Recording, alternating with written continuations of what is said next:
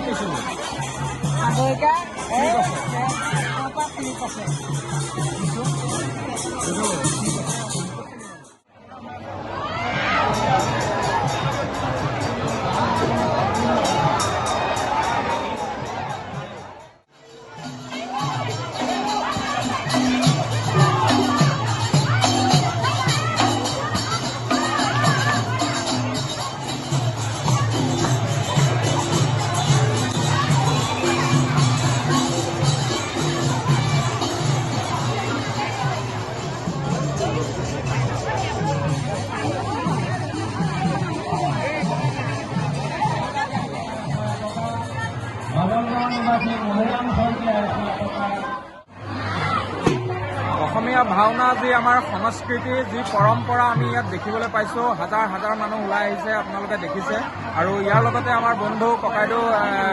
আমাৰ মিষ্টাৰ টেবলেটক লগ পালোঁ নমস্কাৰ আমাৰ ওচৰতে এনেকুৱা এটা প্ৰগ্ৰাম খুব এটা সুন্দৰ প্ৰগ্ৰাম এয়া আমাৰ সংস্কৃতি এয়া আমাৰ পৰম্পৰা কি ক'বা একদম মানে প্ৰতি 5 বছৰ মূৰে মূৰে এই ভাওনা মহোৎসৱ ভাগ পালন কৰি আহিছে আৰু এই মন্দিৰ ভাগ নতুনকৈ নিৰ্মাণ কৰিছে যদিও আমাৰ ককা আজু ককাহঁতে 121 বছৰ আগতেই নিৰ্মাণ কৰিছিল 1904 চনত তেতিয়াৰ পৰাই ধাৰাবাহিকভাৱে এই ভাওনা মহোৎসৱ ভাগ পালন কৰি আহিছে খুব এটা সুন্দৰ পৰিৱেশ আমাৰ শংকৰদেৱে যি কৃষ্টি সংস্কৃতি দি থৈ গৈছে এই ভাওনা জীয়াই ৰখাৰ মানসেৰে ইয়াত এখন ডাঙৰ ভাওনা অনুষ্ঠিত হয় আৰু একেলগে 8খন ৰভাত 8খন ভাওনা দিনে ৰাতিয়ে হৈ থাকেনে দিনত 8খন ৰভাত 8খন ভাওনা হ'ব 8খন নাটক হ'ব আকৌ ৰাতিলেও 8খন হ'ব মানে 16খন ভাওনা 16খন নাটক এদিনত হ'ব আকৌ নেক্সট দিনাখন 16খন নাটক হ'ব কেতিয়ালৈকে হৈ থাকিব আজি শেষ দিন আজি ৰাতিয়ে আকৌ 8খন আছে আজি 8খন আছে এতিয়া দিনত 8খন সম্পূৰ্ণ হৈ গ'ল একদম সম্পূৰ্ণ হৈ গ'ল আকৌ ৰাতিলে 8খন ভাওনা হ'ব 8খন ৰভা ধন্যবাদ আপোনালোকে দেখা পালে আৰু কিছু মুহূৰ্ত মই আপোনালোকক দেখাইছোঁ কিছু অংশ গতিকে এয়াই আমাৰ সংস্কৃতি এয়াই আমাৰ পৰম্পৰা আৰু এয়াই চাবলৈ হাজাৰ হাজাৰ মানুহ ওলাই আহিছে আমাৰ অঞ্চলৰে মানুহ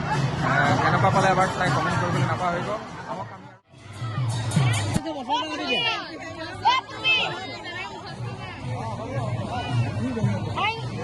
আৰু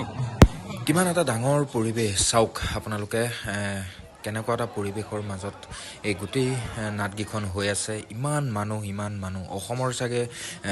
বেলেগ প্ৰান্তত তেনেকুৱা 8খন ৰভাত একেলগে 16খন নাট দিনত 8খন ৰাতি 8খন এনেকৈ চাগে হোৱা নাই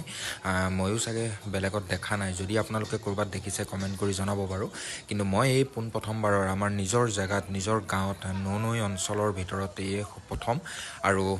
মহাপুৰুষ শ্ৰীমন্ত শংকৰদেৱৰ যি আদৰ্শ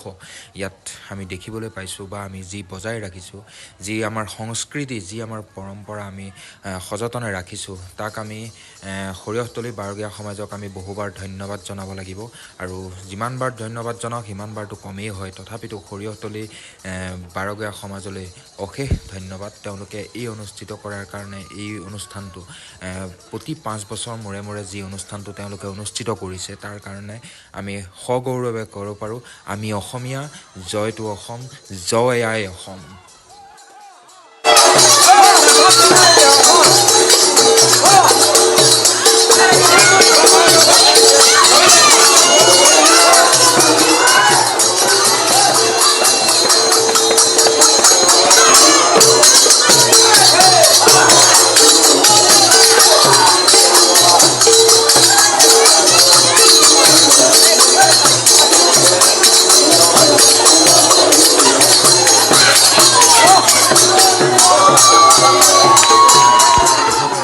চাই ঘৰমুৱা হ'লোঁ আৰু শেষত ভিডিঅ'টো চাই আপোনালোকে কেনেকুৱা পালে এবাৰ কমেণ্ট কৰি জনাবলৈ নাপাহৰিব আৰু যদি কোনোৱে ছাবস্ক্ৰাইব কৰা নাই এবাৰ ছাবস্ক্ৰাইব কৰিব ধন্যবাদ বাই বাই